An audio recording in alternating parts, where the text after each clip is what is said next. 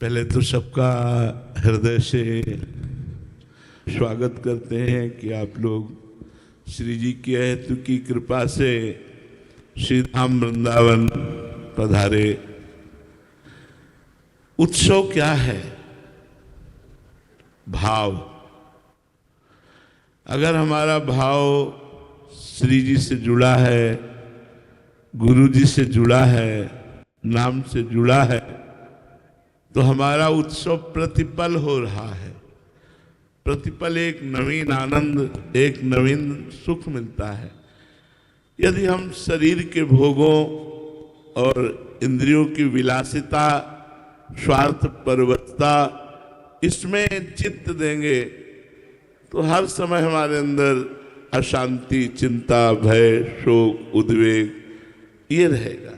इसलिए सेवक जी महाराज करें, स्वार्थ सकल तजी गुरु चरणन भजी, गुण नाम सुनि कथि संतन सो संग करी, काल ब्याल मुख पर्यो कफ पित्त बात भर्यो, भ्रम्यो कत अनन्य कहे की जी लाज धरी।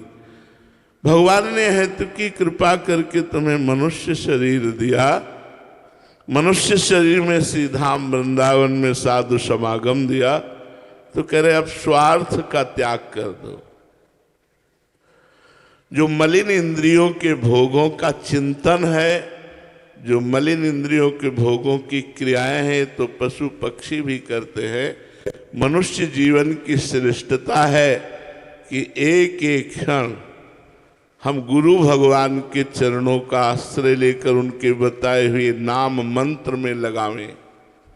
स्वार्थ सकल तजी गुरु चरणन भजी। क्या गुरु चरणों का भजन है? गुण नाम सुनि कथि। प्रिया प्रीतम के नाम का जप करो। राधा वल्लभ श्री हरिवंश, राधा वल्लभ श्री हरिवंश। श्रीमद चतुरासी जी, 42 लीला, श्रीमद सुधा निधि जी, इनका गान करो। गान करने मात्र से प्रिया प्रीतम की प्राप्ति हो जाएगी।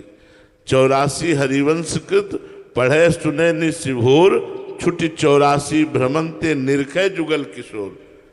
केवल 84 लाख योनियों से मुक्ति नहीं, प्रिया प्रीतम का साक्षात्कार कराने में सामर्थ्य है श्री चतुरासी जी।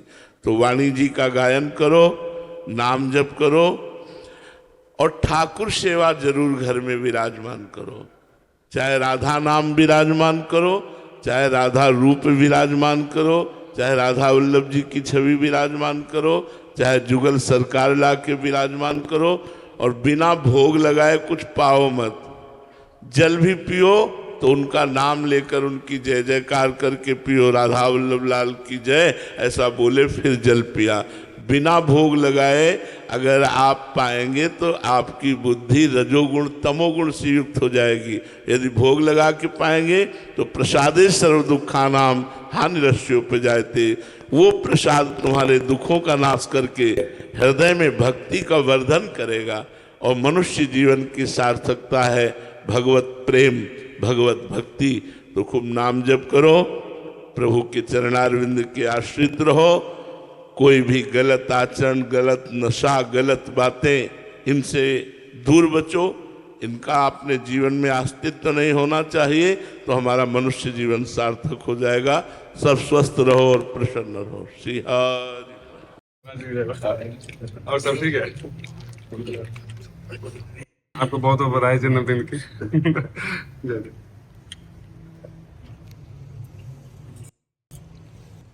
ऐसे ले आए मुझे साफ बनते हैं।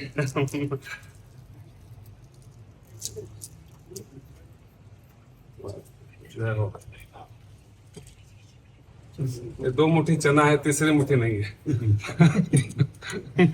2 ही मुट्ठी है महाराज जी का प्रसाद। इसकी बराबरी कुछ नहीं। जहाँ से आए हैं आप, महाराज की नाम ही ऐसा था कि 2 मुट्ठी में पूरा चमत्कार।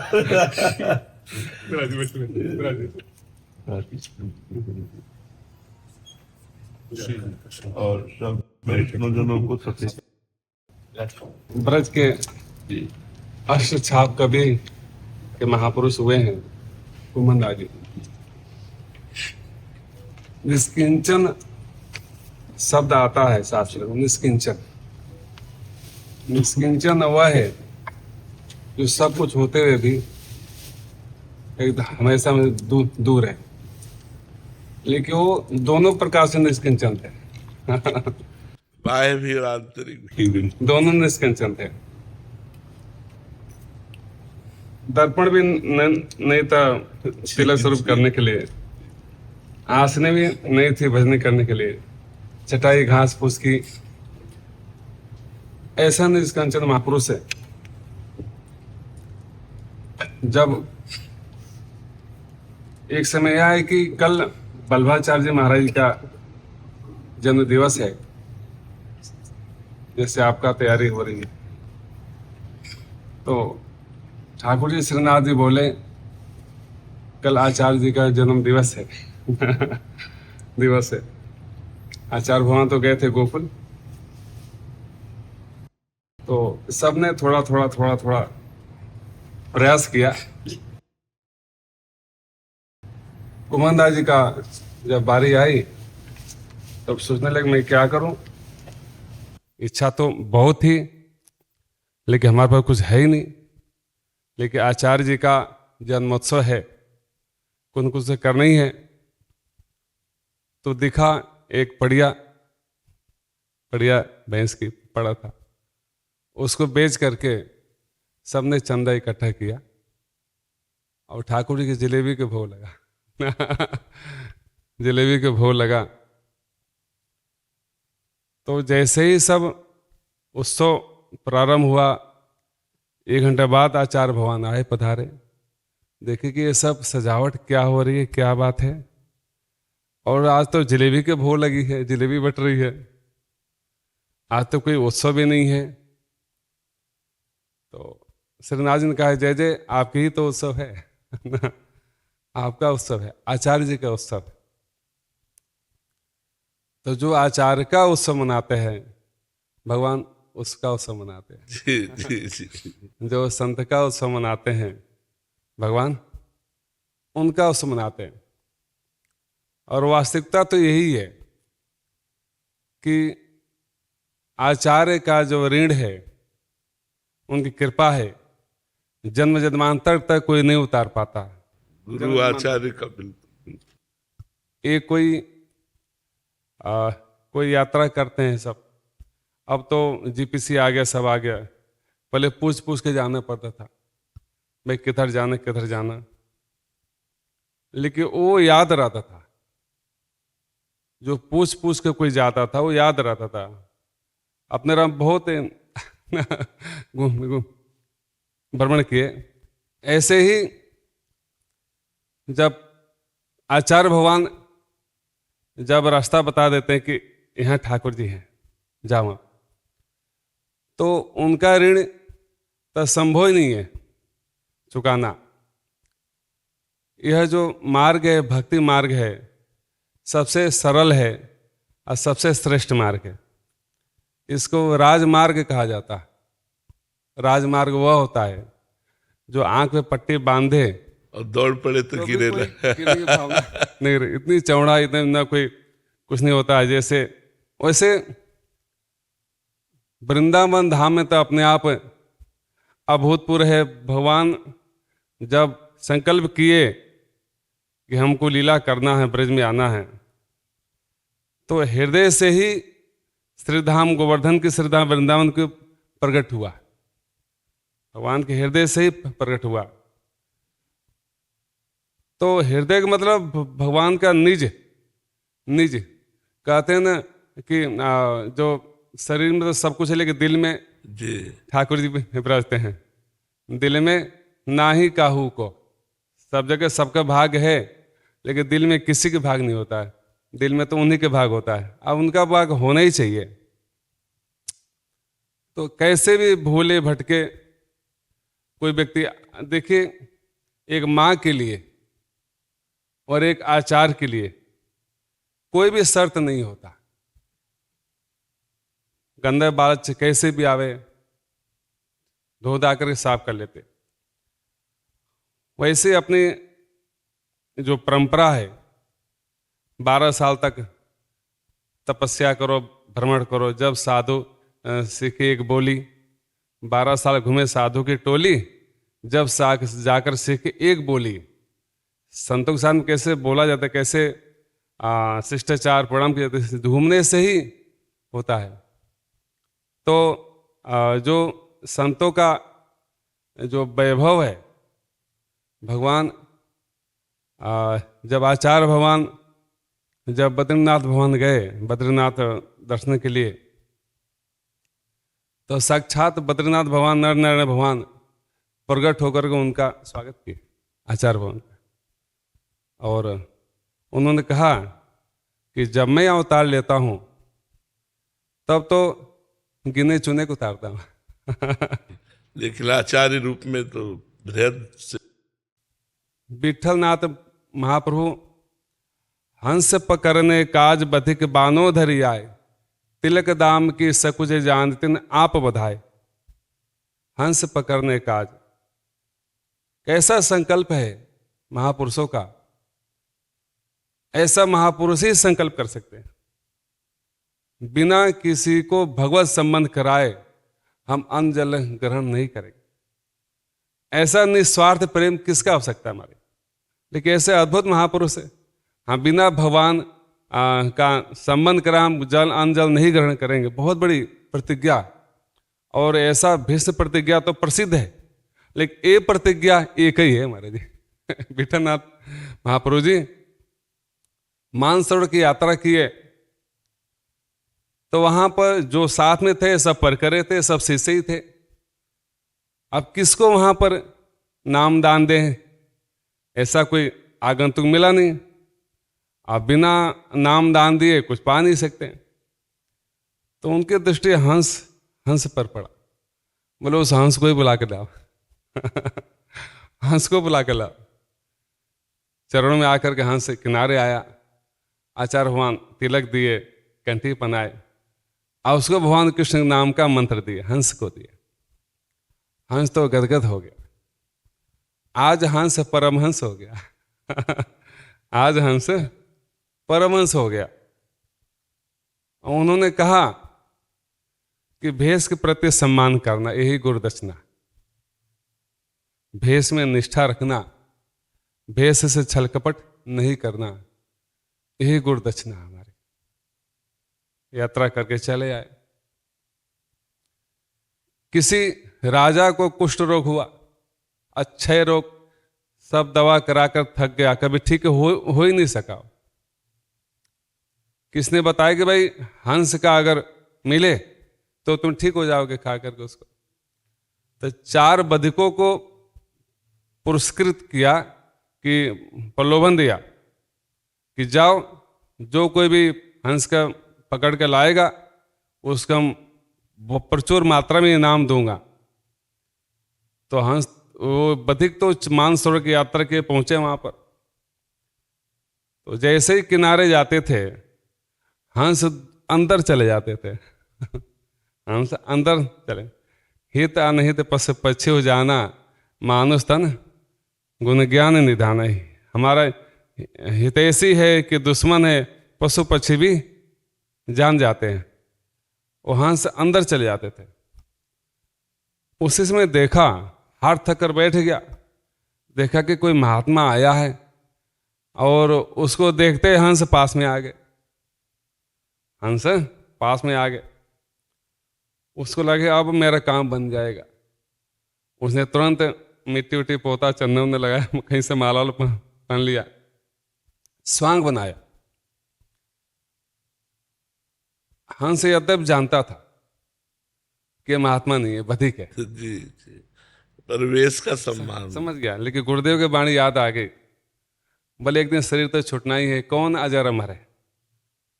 तुरंत पास में आ गया, अब पकड़ के झोली में उसको रख लिया। मुहूर्त निकाला गया, कल इसका वध होगा। राजा बहुत खुश हुआ, अब मेरा प्राण बच जाएगा। हंस ने कहा कि प्रभु, मैं तो आपको कुछ तुच्छ किंकर हूं, मैं तुच्छ दास आपका हूं। हम चले जाएंगे तो कोई दिक्कत नहीं आएगी, लेकिन लोग यही कहेंगे कि भगवान का भक्त है। और परहित जो जो परहित है, परहित में जो प्राणदान दिया उसका अहित हुआ, ये लोग कहेंगे। मैं ये नहीं कर रहा, आप मेरी रक्षा करिए कि जय विधि परम प्रसन्न जी जो है करुणा सागर, आपको जैसे अच्छा लगे वैसे करिए। भगवान तो सजग हो गए, भगवान तुरंत वैद का रूप धारण किए और प्रकट हो गए राज्य में। जिसको स्पर्श कर लिए उसको विकलांग ठीक हो गया, जिसको देख लिए उसका नेत्र ठीक हो गया, जिसका दरिद्रता थी उसको दरिद्रता दूर कर दिए। अब लाखों की भीड़ लग गई। कौन ऐसा नहीं है जो संसार में कुछ रोगी तो होता ही है। हाँ, सब शोर मच गया, अरे राज्य में ऐसा वैद्य आए हैं कि देखते ही सारे रोग छूम मंतर हो जाता है। अरे आप भी तो दिखा लीजिए, राजा से बोले आप भी उनको बुलाइए, और नीचे उनको पूर्ण विश्वास है, अद्भुत तेज है उनका, यहाँ आएंगे तो आपको रोग दूर हो जाएगा। राजा मान सम्मान के साथ में वैद्य राज को बुलाया। भगवान ने कहा, राजन, निरीह पशु पंछी को तुम वध करके तुम आत्म कल्याण करना चाहते हो, तुम अपना रोग सही करना चाहते हो। एक तो पाप और दूसरा डबल पाप। भगवान जैसे कृपा दृष्टि किए, भगवान की वाणी सुन करके उससे आत्मज्ञान हो गया, बोध हो गया, क्षमा मांगा। बोले आज मेरे हृदय के चक्षु आपने खोल दिया। बोले कि तुरंत उस पक्षी को मुक्त करो, वो तो परम हंस है, तुम्हारे पिंजरे में तो आ ही नहीं सकते, तुम श्रद्धा से झुको तो वो आशीर्वाद देंगे। भगवान भी गए, वैद्य के साथ में भगवान भी गए और राजा भी सब गए। तो भगवान ने कहा कि तुम तो जानते थे कि साधु नहीं है, बधिक हैं, फिर क्यों जाल में तुम फंस गए? हंस को तुम जाल में क्यों फंस गए? हंस ने कहा कि प्रभु, मैं तो इस राजा को शुक्रगुजार हूं, धन्यवाद करता हूं। हम पड़े रहते मानसरोवर में, हाँ, आपका दर्शन कहाँ होता है, बिल्कुल, लेकिन इसके कारण आपका दर्शन हुआ। बिल्कुल। मेरा कितना बड़ा सौभाग्य, ये मेरा बहुत बड़ा उपकार किया। राजा को तो भगवान वैसे ठीक कर दिए। तो संत का जो प्रतिज्ञा होती है महाराज जी, भगवान की प्रतिज्ञा भी उतना कारगर नहीं होती, इसलिए संत के रूप में ही भगवान आते हैं और प्रतिज्ञा करते हैं, सर्वजन सुखाय सर्वजन हिताय। वही आपका उद्घोष है। श्री वृंदावन बिहारी लाल की। संतोष जी महाराष्ट्र, राधा वल्लभ श्री हरिवंश महाराज जी, आपके चरणों में दंडवत प्रणाम। गुरुदेव, गुरु अपराध क्या है और इससे कैसे बचें? गुरु की आज्ञा का उल्लंघन करना, गुरु की निंदा करना, गुरु में दोष दर्शन करना, ये गुरु अपराध के अंतर्गत है। गुरु की आज्ञा का उल्लंघन कर दिया तो गुरु अपराध, गुरु में दोष दर्शन किया तो गुरु अपराध, गुरु की निंदा की या सुनी तो गुरु अपराध। इससे बचना चाहिए। ये सारे भजन के प्रभाव को निष्फल कर देता है, क्योंकि भजन गुरु ही प्रदान करते हैं, नाम मंत्र उपासना। यदि उन्हीं में दोष दर्शन, उन्हीं की निंदा, उन्हीं की अवज्ञा, तो फिर भजन कैसे सफल होगा। इसलिए गुरु में साक्षात परब्रह्म बुद्धि रखकर हम अगर चलें तो हमारा सत्मार्ग पुष्ट हो जाएगा और हमारा भजन बढ़ेगा। समझ पा रहे किसका प्रश्न है? हाँ जी। मंगेश जी। राधे राधे गुरु जी। राधे राधे महाराज जी। महाराज जी, जैसे संत एकनाथ महाराज जी और जना भाई जी जैसे भक्त की सेवा करने के लिए खुद पंढरपुर के पांडुरंग जी घर आए थे, महाराज जी इस समय भगवान पांडुरंग अपने कौन से भक्त के यहाँ सेवा कर रहे हैं, और क्या भगवान आज भी अपने भक्त के लिए धरती पर? क्या एकनाथ जी जान पाए थे कि हमारी सेवा में भगवान विराजमान है? नहीं जान पाए थे ना। जब भगवान ने, किसी भक्त ने भगवान ने बहुत विनय की, मुझे आप दर्शन दीजिए, भगवान ने कहा कि मैं एकनाथ जी की सेवा में हूँ। क्या नाम था? श्रीखंड। शिखंडिया। मैं इस नाम से सेवा में हूँ। भगवान जब ये आदेश किए तो भागा भागा आया और वो जल ला रहे थे। तो एकनाथ जी से कहा आपके यहाँ भगवान सेवा में है, दर्शन करवा दो। उनका कहाँ भगवान कहाँ सेवा में है? तो कहा शिखंडिया नाम है। तो पानी ला रहे थे, साक्षात देखा पांडुरंग सेवा में। कई वर्ष सेवा में थे एकनाथ जी, जान थोड़ी पाए। भगवान जब जनाए तो जान पाए। अब हम तो इतना ही मानते हैं कि सब रूपों में भगवान ही सेवा कर रहे हैं। जो रूप है वो सब भगवान के हैं। और इनमें से कौन भगवान है हमें कैसे पता चलेगा जब तक जनाएंगे नहीं, है नहीं? तो भगवान प्रतिपल अपने भक्तों की सेवा में रहते हैं। जैसे भक्त भगवान की सेवा में रहता है, ऐसे भगवान छुप करके अपने वेश को छिपा करके अपने भक्तों की सेवा में रहते हैं। इसलिए भक्तों की सेवा से बहुत जल्दी भगवान की प्रसन्नता प्राप्त की जा सकती है। अब क्या पता चले, त्रिलोचन जी के यहाँ भगवान अंतर्यामी रूप से नौकर बनकर लगे थे, सुना चरित्र? कैसे पता चला त्रिलोचन जी को? कभी पता लग पाया कि ये भगवान हमारे यहाँ नौकर रूप से है? जब भगवान अंतर ध्यान हो गए और विकल होकर रोए तो उनको कि अंतर्यामी नौकर के रूप में हमारे घर में विराजमान हो। तो भगवान ऐसे भगवान बन के आएंगे तो कोई भक्त सेवा लेगा क्या? भगवान तो दीनहीन बनकर आते हैं और भक्त की सेवा करके अपने को कृतार्थ मानते हैं। क्योंकि जो भगवान को जितना समर्पित है, भगवान उतना ही उस भक्त के प्रति समर्पित है। भगवान के अनंत पार्षद हैं। अगर भगवान सेवा के बदले में सेवा कराना चाहें तो अपने पार्षदों को भेज देते हैं। लेकिन एक भी भक्त चरित्र में ऐसा नहीं पाया गया कि भगवान के पार्षद आए सेवा के लिए। स्वयं भगवान आए, स्वयं पग चापू और सेज बिछाओ, नौकर बनो हजाम, हाकू बैल बनो गडवारो, बिना तनख्वाह रथवान, यही तो मेरे मन में ठनी।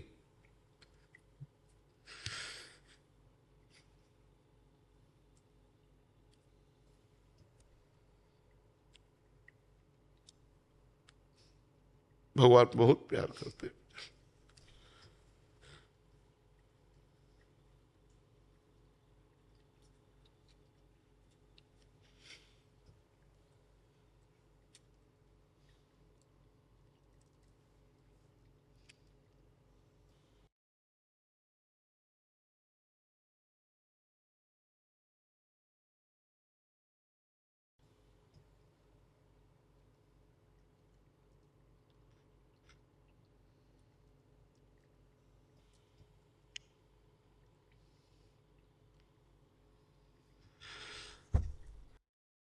कृष्णा गोयल जी। राधे राधे महाराज जी। महाराज जी, भगवत प्राप्ति का उत्साह बार बार कम क्यों हो जाता है जब हम वो भोगों के चाहते हैं? सेवन से, भोगों के चिंतन से, भोगों के सेवन से हमारा जो भजन से थोड़ा भाव बनता है वो बिगड़ जाता है। यदि हम अधर्म आचरण ना करें, गंदे भोगों को ना भोगें तो हमारा भाव बढ़ता चला जाएगा। इसलिए कुसंग का त्याग, विषय चिंतन का त्याग, क्योंकि विषय चिंतन से ही विषयों में आसक्ति होती है। ध्यायते विषयान पुंसान संगास्ते उपजायते, संगात संजायते कामा, कामात क्रोधो भी जायते। जब हम विषयों का चिंतन करते हैं तो विषय सुख आकर्षित करता है। जब विषय सुख आकर्षित करता है तो विषय भोगने की इच्छा होती है, संकल्प बनता है। जब संकल्प बनता है तो उसकी क्रिया होती तो फिर परमार्थ से भ्रष्ट हो जाता है, उसकी बुद्धि परमार्थ लायक नहीं रहती। भगवान का मार्ग परम पवित्र मार्ग है। इसमें परम पवित्र पवित्र भोजन, पवित्र आचरण, पवित्र विचार, पवित्र चेष्टाएं, तब परम पवित्र भगवान का वो चिंतन करता है। भगवान के चिंतन से ही भक्ति की पूर्णता है, भगवान के चिंतन से ही भगवान की प्राप्ति है। तो निरंतर भगवत चिंतन करने का जो उत्साह क्षीण हो जाता है, उसका कारण है भोग प्रियता। भोगों में, विषयों में जो प्रियता है, जो हमसे भोग क्रिया हो जाती है, गंदा दृश्य देखा, गंदी बात सुनी, गंदी क्रिया करी, तो हमारे भजन का जो भाव उत्सव बढ़ता है, वो उत्साह क्षीण हो जाता है। फिर कुछ ऐसे रूखा रूखा सा, भजन में रुचि नहीं रहती ऐसा। फिर सत्संग मिला, फिर पाप नष्ट हुए, फिर उत्साह बढ़ जाता है। तो हम प्रायः रोज सत्संग सुने, नाम जप नियम पूर्वक करें कि हमें अगर 5000 जपना है तो रोज 5000 ही जपना, मन लगे या न लगे। और भोजन पवित्र और कुसंग का त्याग, और भगवान से अपनापन करने के लिए उनके चरणों का आश्रय, तो इससे हमारा भजन बढ़ता चला जाएगा। नताशा जी। राधा वल्लभ श्री। राधे राधे महाराज जी। महाराज जी, क्या प्रत्येक जीव की मृत्यु का समय और स्थान पहले से तय होता है या फिर प्रभु की प्रेरणा से किया गया हमारा पुरुषार्थ, जैसे अस्पताल बदलना, उत्तम उपचार कराना, इन सब की भूमिका कहाँ तक और विधि का विधान कहाँ? इसमें प्रारब्ध का प्रधानता है, और प्रारब्ध सुख और दुख को देने वाला है। प्रारब्ध हमें सुख का विधान रचता है और दुख का विधान रचता है, लेकिन हम नवीन कर्म भी कर सकते हैं। अब जैसे हम डॉक्टरी बहुत बढ़िया पढ़े, अस्पताल भी खोला, लेकिन असफल है, प्रारब्ध। और वो इतना ग्रेजुएट भी नहीं है, लेकिन वो बहुत सफल डॉक्टर हो गया, प्रारब्ध। इसमें प्रारब्ध काम करता है, ईश्वर नहीं, प्रारब्ध। ईश्वर काम करता है, तुम्हारे जीवन में संत का समागम हो गया, तुम भगवत धाम आ गए, तुम तीर्थों का अवगाहन करने लगे, शास्त्रों का स्वाध्याय करने लगे, धर्म से चलने लगे, भगवान नाम जप करने लगे। परोपकार ये ईश्वर की प्रेरणा से होता है। जो संकल्प करके होता है वो नवीन कर्म होता है, जो अपने आप सुख दुख आता है वो प्रारब्ध से होता है, जो मांगलिक होता है भगवत कृपा से होता है। तो इसलिए हमें चाहिए कि हमारे ऊपर भगवत कृपा ऐसा अनुभव करें और खूब नाम जप करें, और जो कर्तव्य कर्म है उसमें पाप ना होने पावे, यही भगवान की पूजा है। महाराज जी, जैसे आपके श्रीमुख से सुना था, माता जी, इस शरीर की माता जी का देहांत हुआ था, उनके ऊपर रजरानी का लेप, कानों के पास राधा नाम हमने लगा दिया था आप श्री जी की कृपा से। तो आगे की यात्रा, जैसे वो बेहोश हैं पर राधा नाम गूंज रहा है, और उनके शरीर में वृंदावन की रज लगी, तो रज और राधा नाम के प्रभाव से उनकी उन्नति होगी, उनकी सदगति होगी इसमें। और शरीर छूटने के बाद कोई महत्व नहीं है। हंस उड़ गया, आप पिंजड़े की पूजा करो, चाहे पिंजड़े को फेंक दो, क्या फर्क पड़ता है उसमें। हाँ, अंतिम समय कुछ ऐसा संयोग बन जाए कि हमारे शरीर छूटने का है, भगवान का नाम कीर्तन, गीता भागवत के शब्द कानों में पड़ जाए, चरणामृत पिला दिया जाए, भगवान की धामों की रज लगा दी जाए, तो उसका मंगल हो जाएगा, उसका मंगल हो जाएगा। अनुपम अग्रवाल जी। राधे राधे महाराज जी। गुरु जी, कर्तव्य और परिवार में किसको प्राथमिकता दूं? कर्तव्य, इसी में परिवार आ जाएगा। जैसे पत्नी की कामनाओं का पूर्ण रूप से भार आपके ऊपर है, उसकी कामनाओं को पूर्ण करना आपका कर्तव्य है। माता पिता की सेवा करना आपका कर्तव्य है। पुत्र को पढ़ाना लिखाना, सत्मार्ग में लगाना, अच्छा बनाना, यह आपका कर्तव्य है। नौकरी व्यापार के द्वारा धन कमाकर परिवार का पोषण करना, यह आपका कर्तव्य है। कर्तव्य की प्रधानता रखने से सब कुछ ठीक हो जाएगा। बट कभी कभी दूर, घर से दूर रहने पे कोई परेशानी नहीं, कोई परेशानी, क्योंकि आप अपने कर्तव्य का पालन कर रहे हैं ना, उससे अर्थोपार्जन करके आप अपने परिवार का पोषण कर रहे हैं ना। तो शरीर दूर रहे तो उससे कोई बात नहीं है, क्योंकि अपने कर्तव्य पालन के लिए विदेश भी जाना पड़ सकता है। भाई बहुत से ऐसे लोग हैं जो देश विदेश में व्यापार नौकरी करते हैं, तो कई कई महीने नहीं आना हो सकता। अपने देश में ये मान लो आर्मी में लगे हैं तो साल साल भर छुट्टी नहीं मिली, वर्ष वर्ष भर छुट्टी नहीं, तो अपने कर्तव्य के पालन में डटे हुए हैं, तो परिवार का भी पोषण हो रहा है और राष्ट्र सेवा भी हो रही। कर्तव्य प्रधान रखना चाहिए, कर्तव्य की प्रधानता से सब ठीक हो जाता है। अगर हम परिवार से मोह करेंगे तो अपने कर्तव्य का पालन नहीं कर पाएंगे। समझ पा रहे हैं आप? हर्षित जी लखनऊ से।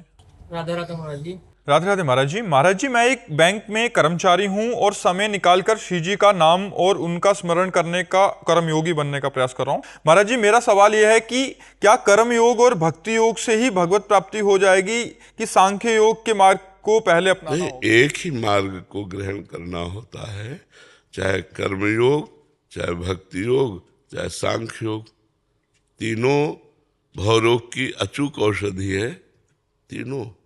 तो एक मार्ग को चयन कर लो।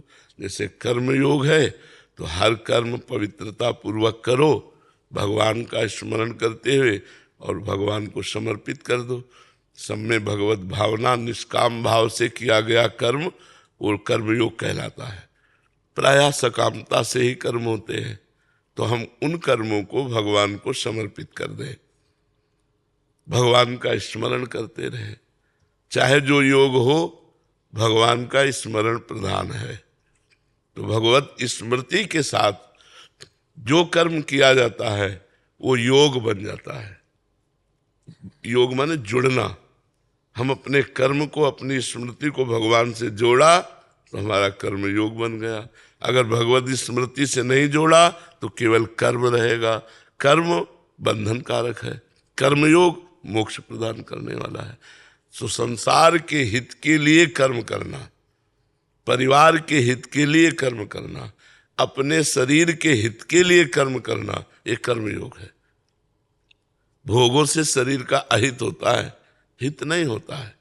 तो ये विचार करके भगवत स्मृति युक्त होकर हर कर्म भगवान को अर्पित करते हुए चलो, तो आपका कर्मयोग पुष्ट हो जाएगा। किसका प्रश्न है, समझ पा रहे हैं आप? जी, श्री भागवत गीता में लिखा है कि सांख्य योग का पालन करेंगे तो कर्म योग योगी बनना आसान हो जाएगा। इसका दो मार्गों में एक व्यक्ति नहीं चल सकता।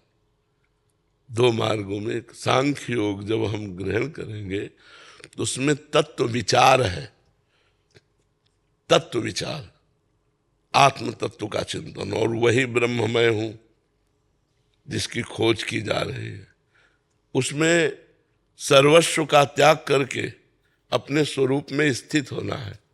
इसमें सर्वस्व का समर्पण करके भगवान में स्थित होना है। तो अंतर हो जाएगा ना, दासोहम और शिवोहम। मैं चराचर जगत का सेवक हूं, यह है कर्मयोग। जो चराचर में आत्म तत्व विराजमान वही मैं हूं, यह है सांख्य योग। जो चराचर का स्वामी है, चराचर में व्याप्त है, मैं उसका प्रेमी हूं, मैं उससे प्रेम करता हूं, मैं उसकी आराधना करता हूं, उपासना करता हूं, ये भक्ति योग है। वो एक मार्ग में एक समय चला जा सकता है, और बहुत मार्गों की जानकारियां एकत्रित करके चलना एक कदम नहीं तो उससे लाभ नहीं मिलेगा। हर कर्म को भगवान को समर्पित करते हुए जितना समय आप अधिक से अधिक सुमिरन में लगाए। मान लो बैंक में हो तो हर समय कार्यरत नहीं हो, जब कार्यरत हो तो समय भगवान को समर्पित कर दो, जब खाली हो तो नाम जप करते रहो भगवान का। तो ये सहज सरल, इससे जो ज्ञान प्रकट होगा वह अज्ञान का नाश कर देगा। और अगर आप बहुत मार्गों की जानकारी कर लेंगे तो कटिंग शुरू हो जाएगी दिमाग में, किस पे चलूं, कैसे चलूं, क्या करूं। तो एक जैसे जंगल में पहुंचा हुआ व्यक्ति जिसको ज्ञान नहीं है और बहुत से मार्ग हैं, वो भूल जाएगा, भटक जाएगा। एक मार्ग पकड़ लो, तुम्हें बिल्कुल इस संसार रूपी जंगल से बाहर कर देगा, चाहे भक्ति योग, चाहे कर्मयोग, चाहे सांख्य योग। केदार सिंह जी दिल्ली से। राधे राधे। राधे राधे महाराज जी। महाराज जी, आत्मबोध, ज्ञान प्राप्ति के पश्चात अंतर यात्रा और परमानंद की अनुभूति बनाम नाम जप की निरंतरता, इन दोनों मार्गों की सार्थकता और प्रभाव में क्या भिन्नता है महाराज जी? जब हम नाम जप करते हैं तो हमारी बुद्धि पवित्र हो जाती है। जब सब पाप नष्ट हो जाते हैं तब हमारी बुद्धि में विवेक का उदय होता है। विवेक लोक परलोक के भोगों से वैराग्य दिलाता है, और जब वैराग्य दृढ़ होता है तो ब्रह्मबोध प्रदान करने वाला ज्ञान प्रकट होता है। और उसी ज्ञान से इस अनात्मा शरीर से राग नष्ट करके अपने स्वरूप बोध में स्थित हो जाता है महात्मा। वही महात्मा है जो स्वरूप बोध में स्थित है। बाहरी वेशभूषा को महात्मा नहीं कहते, आंतरिक स्थिति को महात्मा कहते हैं। तो नाम जप के बिना संसार का चिंतन नहीं छूटेगा। संसार का चिंतन जब तक नहीं छूटेगा तो चिंतन के द्वारा राग बना रहेगा, इसलिए उसे वैराग्य न होने के कारण शुद्ध ज्ञान नहीं होगा। और भगवान का नाम सच्चिदानंदमय है। तो जब सच्चिदानंद का चिंतन होगा तो जगत का चिंतन छूटा, तो सच्चिदानंद के चिंतन से ज्ञान और जगत के चिंतन से अज्ञान। तो ज्ञान से स्वरूप बोध, ज्ञान से संपूर्ण लोक लोकांतरों में एक ही परम तत्व विराजमान है, ऐसा बोध। किसका प्रश्न है? समझ में आ रही बात? इसलिए नाम जप की अत्यंत आवश्यकता है। बिना भगवान का नाम जप किए न वैराग्य दृढ़ होगा, न भक्ति दृढ़ होगी, न ज्ञान दृढ़ होगा। देखो सनक सनंदन सनातन सनत कुमार ये आत्मबोध संपन्न महापुरुष है, तो हर समय रटते रहते हैं हरि शरणम हरि शरणम हरि शरणम हरि शरणम। भगवान शंकर बोध प्रदान करने वाले जगत गुरु हैं, आत्मज्ञान प्रदान करने वाले जगत गुरु हैं। हर समय भगवान का नाम जपते रहते हैं, भगवान का चरणोदक गंगा जल अपने माथे पे धारण करते हैं। तो चाहे ज्ञान हो, भक्ति हो, वैराग्य हो, बिना भजन के नहीं प्राप्त होता। केवल पढ़ लेने से या सुन लेने से या प्रवचन कर लेने से आत्मबोध नहीं होता, उसके लिए भजन करना पड़ता है। समझ में आई बात? दीप गोराई जी। राधे राधे महाराज। राधे राधे महाराज जी, आपके चरणों में कोटि कोटि प्रणाम।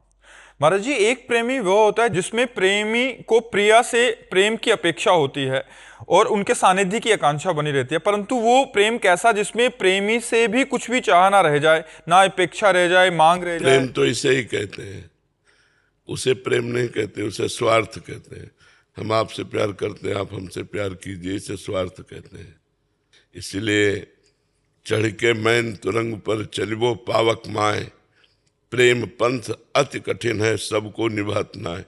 मोम के घोड़े पे बैठकर आग की ज्वाला को पार करना जैसे कठिन है क्योंकि पिघल जाएगा, ऐसे ही प्रेम का मार्ग निर्वाह करना कठिन है। यहाँ प्रेम कहाँ है? यहाँ तो स्वार्थ का तांडव हो रहा है, अपनी अपनी कामनाओं की पूर्ति और स्वार्थ का तांडव। प्रेम कहाँ है? प्रेम तो देखो ना, राष्ट्र प्रेमियों ने वंदे मातरम बोलकर फांसी का फंदा डाल लिया। प्रेम की परिभाषा अगर देखनी है तो देखो, धर्म प्रेमियों को दीवाल पे चुनवा दिया गया, गर्दन उतार दी गई, पश्चाताप नहीं किया कि अन्य धर्म को स्वीकार कर ले। राष्ट्र के विरोधियों के सामने गर्दन नहीं झुकाई, कटवा ली।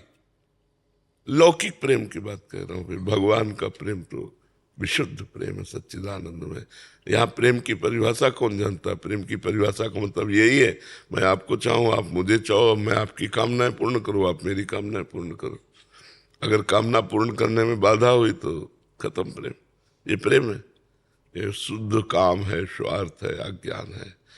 प्रेम तो बहुत बड़ी चीज होती है, जिससे प्रेम। एक बार लैला को पता चला कि मजनू को भोजन भी नहीं मिलता, बावरा बना घूमता है।